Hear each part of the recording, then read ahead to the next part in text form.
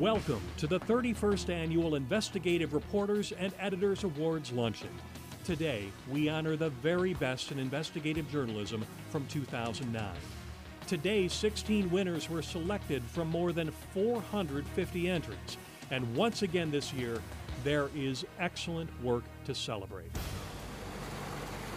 In large newspapers, an IRE certificate goes to Mike McGraw, Laura Bauer, Mark Morris, and Keith Myers of the Kansas City Star for human trafficking in America.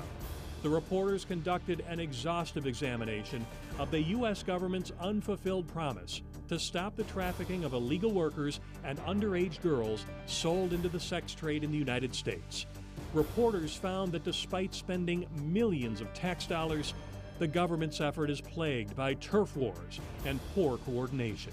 In many cases, victims continued to suffer when they were denied services, and others found themselves returning to the abusive conditions they fled. Following publication of the series, the Obama administration signed into law an additional $12.5 million for anti-human trafficking efforts. The judges give an IRE certificate to Mike McGraw, Laura Bauer, Mark Morris, and Keith Myers of the Kansas City Star.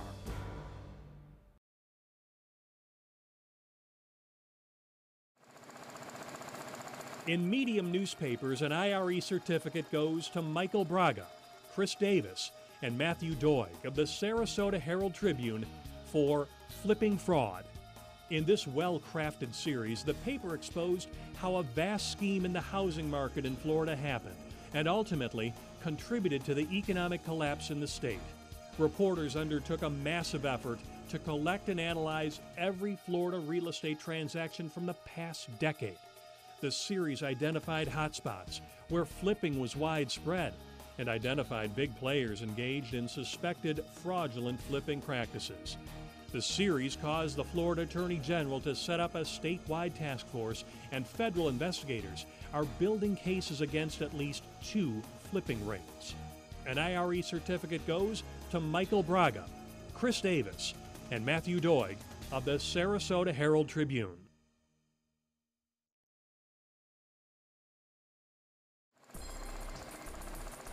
In small newspapers, an IRE certificate goes to Daniel Gilbert of the Bristol Herald-Courier for Underfoot, Out of Reach. Over a year's time, Gilbert dissected an obscure and complicated Virginia state law that forced people to lease their gas rights to private energy corporations. Using extensive open records requests and building his own database, Gilbert not only found a state escrow fund of $24 million that could not be accessed to pay landowners, but also gas and oil companies that never paid into the fund. He found reporting errors and redundancies that showed the fund was losing money. The series led to the first audit of the decade-old escrow fund and pending state legislation to make it easier for people to get paid. An IRE certificate goes to Daniel Gilbert of the Bristol Herald-Courier.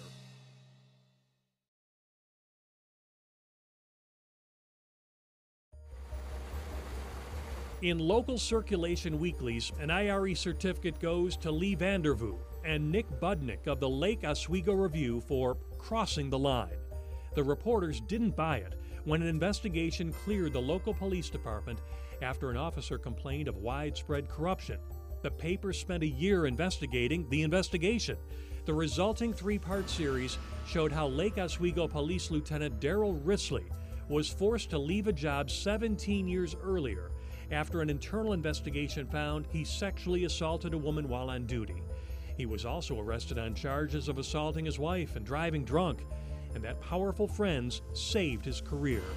They examined the charges, the officials who protected him, and the laws that prevented disclosure of his misdeeds.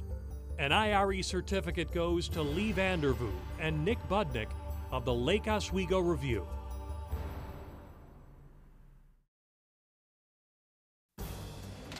In network or syndicated television programs, an IRE certificate goes to Ali Fagan, Lars Goran Svensson, Magnus Tingman, Johan Karlström, and Matthias Jansson of SVT, Swedish Public Broadcasting Service, for The Swedish Crusade and The Cardinal. Following up on a rumor, the journalists exposed an ultra-conservative Catholic group that denied the existence of the Holocaust. It was able to confirm its link with extreme right-wing neo-Nazi Islamophobic groups in Sweden. They also found and got an interview with the church's head bishop, who told them there were no gas chambers and no Jews died in them. I believe that the historical evidence is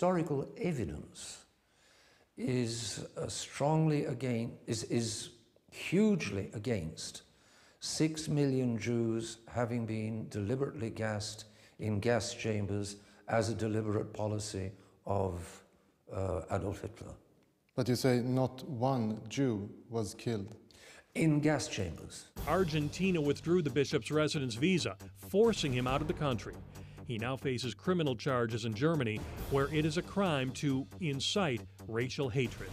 An IRE certificate goes to Ali Fagan, Lars Goran Svensson, Magnus Tingman, Johan Karlström, and Matthias Jansson of SVT, Swedish Public Broadcasting Service.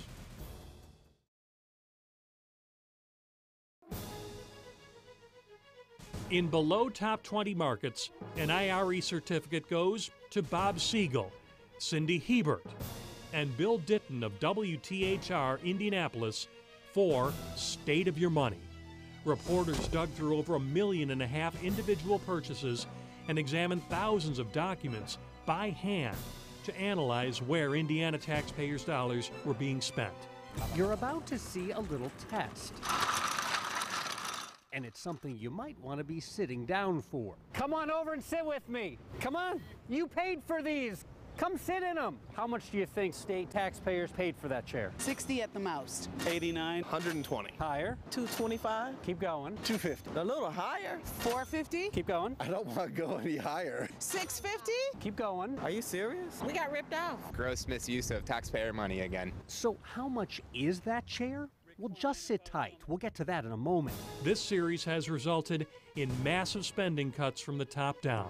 There have been multiple state budgetary reviews, a new governor's spending committee, a new state purchase process, and out-of-state travel expenses by state employees have been slashed. Judges say the reporters took complicated concepts and made them understandable with great interviews and creative production. An IRE certificate goes to Bob Siegel, Cindy Hebert, and Bill Ditton of WTHR Indianapolis.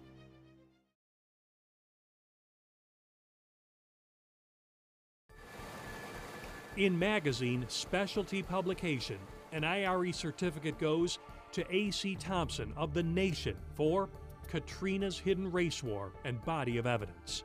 Thompson conducted an examination that shed light on a sensitive subject and detailed a largely unexplored story that white vigilantes in the New Orleans neighborhood of Algiers Point shot and threatened African American men with impunity after Hurricane Katrina devastated the city in 2005.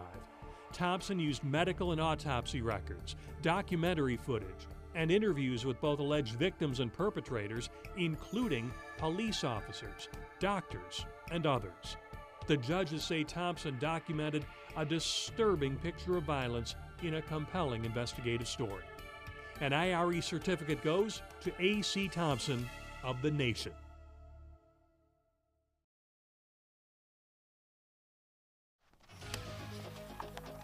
In books, an IRE certificate goes to Charles Gasparino for The Sellout.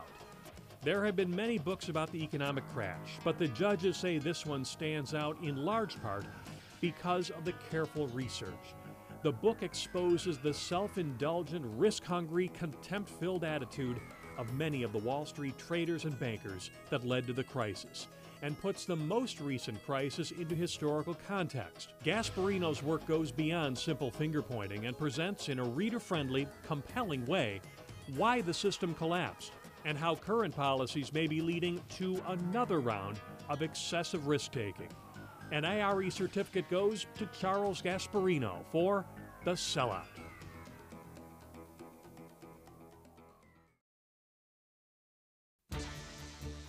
In radio, an IRE certificate goes to Rachel Krantz, Charlie Foster, Lissa Soap, Ellen O'Leary, and Nishat Kurwa of Youth Radio and Graham Smith, Chris Turpin, and Tom Bowman of NPR for In the Kennel, uncovering a Navy unit's culture of abuse.